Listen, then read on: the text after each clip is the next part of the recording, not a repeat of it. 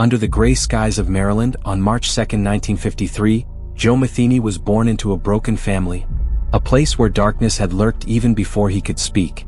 His father, a raging alcoholic, left behind nothing but the stench of liquor in Joe's earliest memories. His mother, too consumed by a life of poverty, all but abandoned her third son in a household of 6. But there was something strange about Joe from the very beginning. People said that when he was a child, stray cats around his house often vanished mysteriously, leaving only their tortured cries echoing through the night. Neighbors whispered that Joe's eyes, cold, empty even when he was little, carried a chilling glint, as if a darkness from another realm had chosen him as its host. When Joe was 6, his father died in a car accident, or so the story went. Some believed it was just a cover for a much darker truth. No one dared dig deeper, but that death flung the door wide open for the evil inside Joe. He was bounced from one foster home to another, never staying longer than a few months. They said he was disobedient, but the stories hinted at something more sinister. Objects moving on their own. Low, guttural laughter in the night.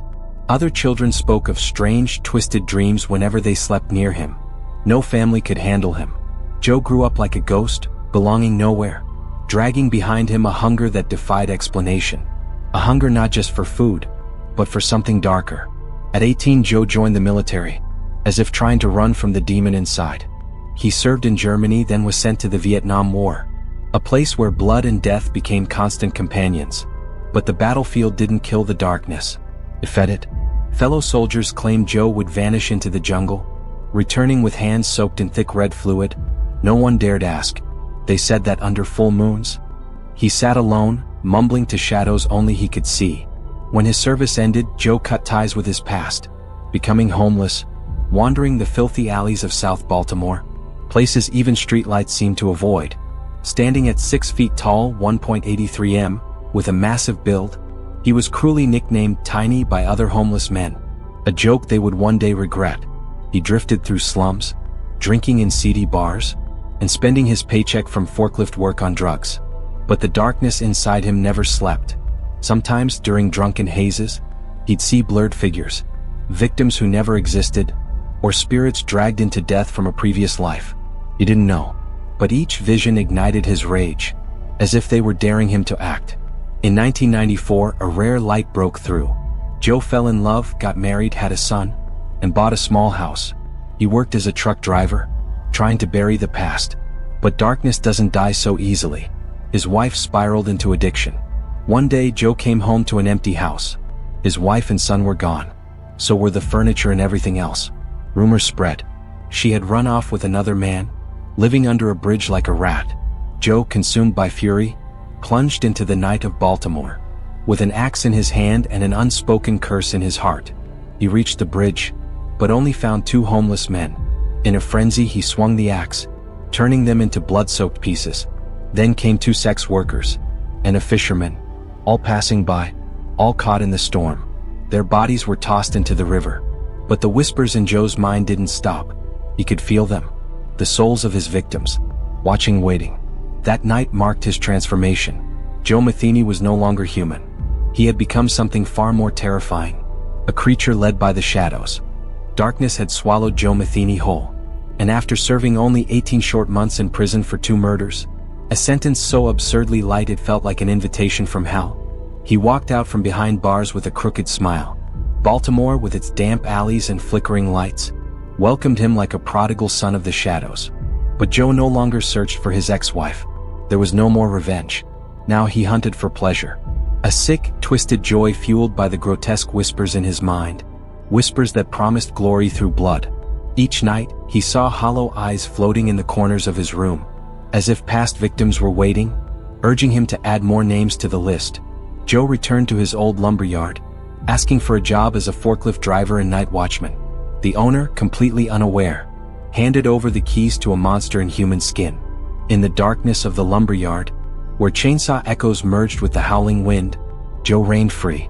He lured 2 sex workers with promises of drugs and pleasure, only to murder them with cold, brutal axe swings. He dismembered the bodies. The meat he packed into plastic containers and froze, like trophies. The bones and unusable parts he buried in a town cemetery under moonlight, where locals claimed the earth groaned each time he dug. Those blurred figures continued to follow Joe, sometimes appearing in mirrors, their mouths mouthing silent curses. At first, Joe kept the meat to himself. He dined alone, savoring every bite, feeling a strange power surge with each chew. But then, a devilish idea took root. He opened a street-side burger stand in Baltimore, advertising delicious beef sandwiches. No one knew the filling was more horrifying than any nightmare. Customers lined up, praising the unique flavor, while Joe stood behind the cart, grinning wickedly. He claimed he could hear the victims' souls screaming from inside the buns, and that only made him more delighted. Within weeks, the special meat ran out. Joe's hunger returned. Kimberly Spicer, 23 years old, became his next target. He murdered her and hid her body in the lumberyard, waiting for the right time to process her. On December 8, 1996, Joe invited Rita Camper, a friend, to the yard for some drug-fueled fun. But as he prepared to swing the axe, Rita, perhaps warned by some lingering spirit, bolted. Joe, heavy and slow, couldn't catch her. Panicked, he called another friend, asking for help disposing of Kimberly's body. But instead of helping, the friend went to the police. On December 15, 1996, the burger nightmare ended. Joe Metheny was arrested. The lumberyard owner was also charged for lying to cover up hiring Joe. Yet in the darkness of his jail cell, the shadows never left him.